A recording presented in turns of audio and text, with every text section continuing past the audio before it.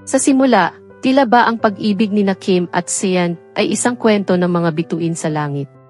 Sila ay dalawang sikat na artista na nagkakilala sa mundong puno ng liwanag at pag-asa. Ngunit sa likod ng kanilang mga ngiti at tagumpay, nagtatago ang mga anino ng lungkot at pagkadismaya. Sa unang sandali ng kanilang pagmamahalan, si Sian ay tila ang prinsipe na hinahangad ni Kim. Ngunit sa paglipas ng panahon, ang tunay na kulay ng kanyang pagkatao ay unti-unting lumitaw. Si Sian ay isang sex addict. Ang kanyang mga pagnanasa ay tila walang katapusan, at ang tanging hangad niya ay ang makatamasa ng kasiyahan sa kanyang sarili.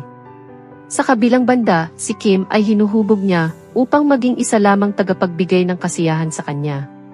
Sa tuwing sila ay magkasama, ang tanging hangad ni Sian ay ang mapaglingkuran at masiyahan. Hindi na niya pinapansin ang mga pangarap at hangarin ni Kim, at sa halip ay inuukit niya ang dalaga upang maging tanging kasangkapan lamang ng kanyang pagnanasa. Sa unay nagpakasasa si Kim sa kanyang pag-ibig kay Sian. Ngunit sa bawat araw na nagdaan, unti-unting nawawala ang kanyang kaligayahan. Ang pagmamahal na inakala niyang totoo ay unti-unting naglaho, at sa halip ay napalitan ng sakit at pangungulila. Nagising si Kim sa katotohanan ng kanilang relasyon. Hindi na niya kayang magpatuloy sa isang pag-ibig na walang paggalang at pagpapahalaga sa kanyang dignidad. Sa isang pagkakataon, hinayaan niyang magwakas ang kanilang relasyon.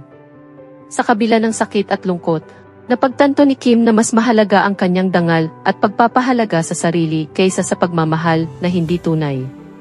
Ang pag-ibig ay hindi dapat maging pang-aabuso, at sa paglisan niya kay Sian, natagpuan niya ang kaligtasan at kalayaan na matagal na niyang hinahanap.